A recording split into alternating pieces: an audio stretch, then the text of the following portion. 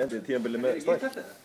Já, við ætluðum að enda þetta með sigri og það hjálpar aðeins sálarteindinu að fara inn í veturinn, langan vetur, íslenski veturinn er langur og þess vegna er gríðarlega mikilvægt fyrst mér að enda þetta á sigri. Það var bara eina sem við lögðum upp með það, að vinna leikinn. Svo ekki enda að missa Evrópusætinu með hvernig það spilaði í dag, við erum stutt frá þessu. Já, við vorum merkilega stutt frá þessu og eðlöðum þetta bara sjálfur síðustu helgi á Akureyri þar sem við vorum í stöðu til þess að henda okkur í alvöru úrslitaleik hérna í dag. Við lærum, Breiðablik lærir að því vonandi og kemur vonandi sterkara ári í þessa baráttu.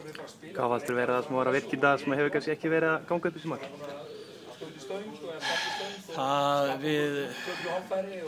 Við vorum þolinmóðir, við vorum sterkir tilbaka, við héldum hreinu sem hefur verið vandamál svona heilt yfir í sumar. Við höfum verið að fá svona lekin mörkum hér og þar og þegar þú færð ekki á þig mark þá er miklu auðveldara að vinna fótboltaleiki og við gerðum að sjálfsögðu 2 mörk undir lokin en þegar þú þarft bara að skora 1 þá hjálpar það ótrúlega. Það fara í tímabili í heldina, ertu sáttur með þessa niðurstöðu? Já, ég auðvitað hefur viljað vera ofar og vera að berjast titil. Það er það sem ég stefna í lífinu alltaf en svona úr því sem komið var og þá er ég ánægður með hvernig til tókst hérna með hópinn og við vorum lið sem ég var bara erfitt að spila á móti og við töpum hér 3 leikjum eftir að við töpum á móti Víking og FH 2 leiki sem ég líti á sem að við áttum að vinna báða 2 og síðan náttúrulega þessi leikur sem ég myndist á hann á Akureyri í síðustu umferð sem var algjör óþarfi og ég er ánægður hvernig við höfum náð að skapa hérna góða liðsheild og við höfum viljað vinna fleiri en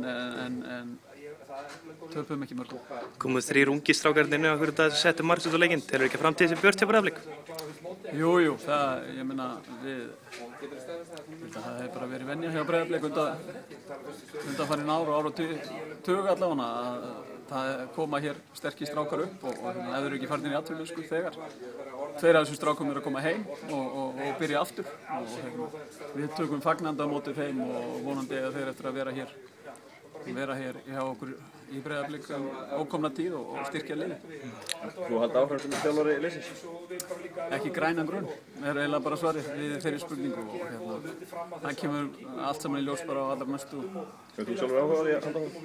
Ég ætla ekki að tjá mig það er svo margt sem að gengur á utanvallar að það er best að segja sem víst. Það geta verið neitt upp úr þér? Það er bara ekki möguleiki. Ég er ógeðslega góður í þessu.